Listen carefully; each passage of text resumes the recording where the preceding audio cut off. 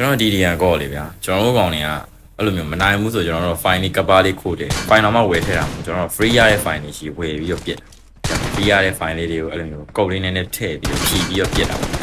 ပြီးသားဆိုကျွန်တော်တို့ကဘာလုပ်တော့အဲ့လိုချင်းချင်းပြစ်လို့နိုင်နေတယ်ဆို VPN လေးခိုးခံတာပေါ့ကတ်တိုလေးထွက်ပြီးခိုးခံပြီးတော့ရင်တော့လိုင်းကြနေတာပေါ့ဗျာလိုင်းကြကြတော့မတ်တက်လေးရ VPN လေးခိုးခံကျွန်တော်တို့ဒီဒီယန်ကော့ရဲ့အထား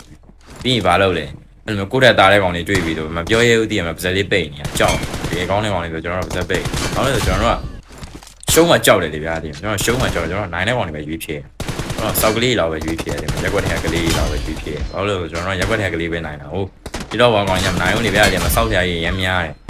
ရမ်းများကျွန်တော်တို့မနိုင်တော့ပြေးရတာပေါ့ကျွန်တော် reset တွေ blue set တွေဝယ်တာကျွန်တော်ပြေးရတယ်လုံးဝလှည့်ကုန်ကြည့်ခဏပါကြံရင်ခါလေးကျကျွန်တော်တို့ဒီဒီယန်ကောကြီးပြောတဲ့စကားရှိတယ်ချစ်သားလေးမင်းဖေးမားပြီနော်မင်းလာကြိုက်တာမင်းမားနေပြီမင်းစုံစမ်းကြည့်လာအောင်ခြေတို့လက်တို့နဲ့ပြီးပြောသေးရဲ့လူစင်မမီဘူးခြေတို့လက်တို့နဲ့ပြီးတော့ဟိုမတန်မစွမ်း